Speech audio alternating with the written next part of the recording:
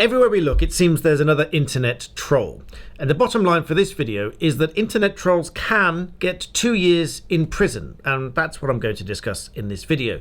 But let's talk a little about what is an internet troll, what are the motives behind internet trolls, and then how the law deals with internet trolls.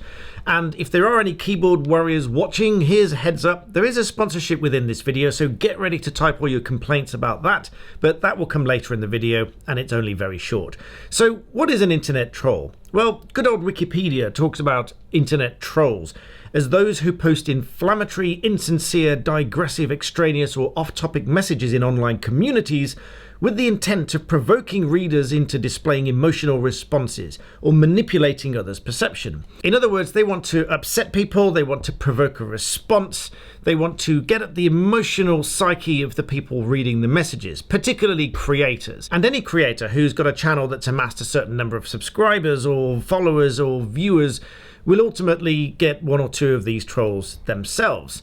I've had them on this channel. I've had messages telling me to take down the channel.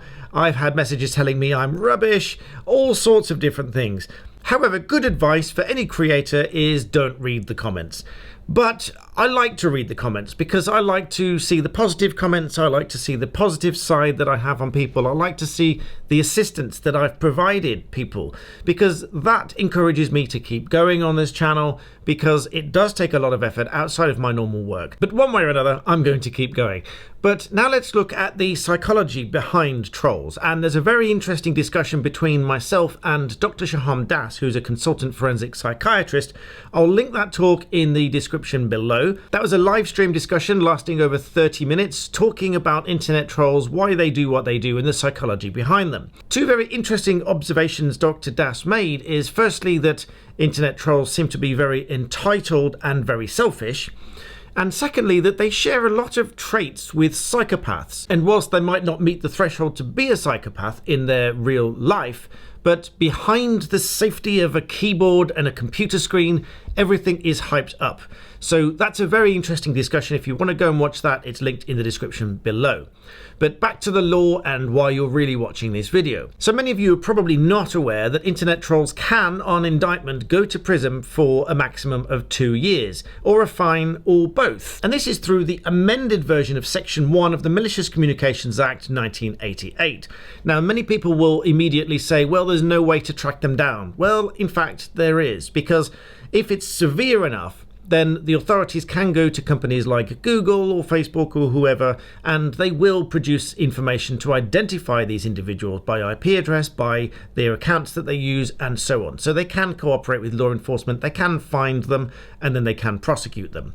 This law was amended by the Criminal Justice and Courts Act of 2015, after there's been significant discussion about it in Parliament because of the level of damage that it's caused to a number of people's lives. And just before I talk about the law itself, just a brief word about my sponsor. Many of you know that I'm sponsored by NordVPN, which helps me keep going on this channel to produce more content for you guys.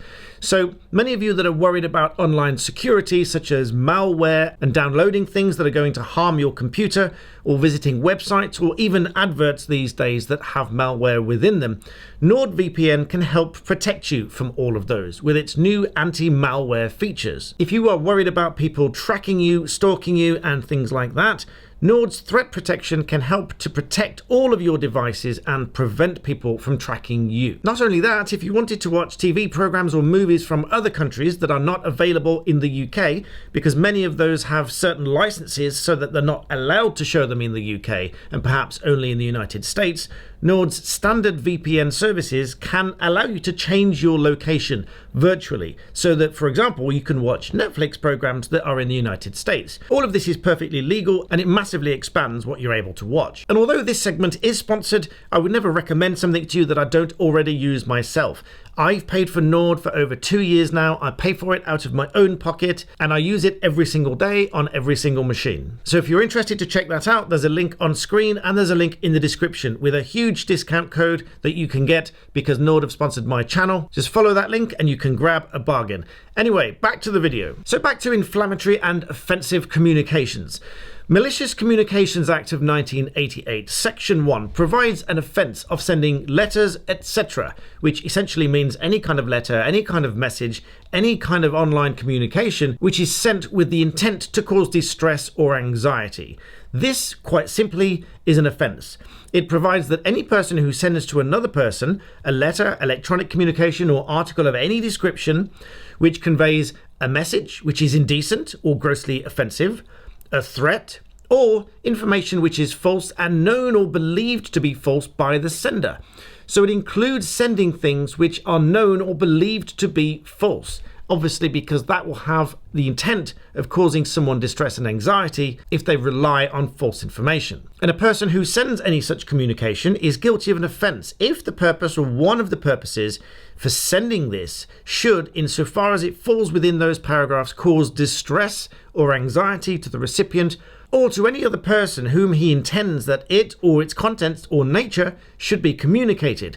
So in other words, if it's sent to a family member and it's intended that it's going to be shown to another person, then everyone that is caused stress and anxiety will be relevant for this offence.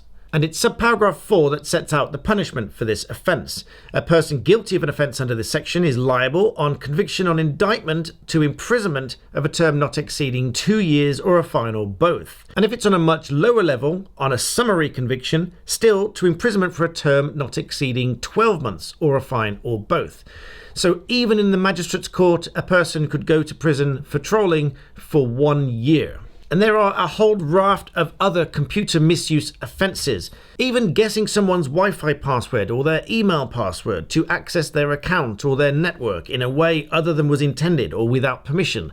All of these are separate offences which I can discuss in more detail in other videos. So as I always say in my videos, always keep the evidence. If someone sent you a really nasty message, take a screenshot of it and who they are and try to find out who they are and where they are. If they delete the message and you've still got the screenshot, they can't just undo the offence because it's already been committed. Much like if you've dropped litter and walked away, picking it up doesn't undo the offence of leaving it in the first place. There are also an increasing number of requirements for online platforms to help to stamp out online abuse and to find those who are responsible. And ultimately, they might be prosecuted and sent to prison. So I hope you found this video enlightening. Please make sure you like and subscribe. And of course, thank you for watching.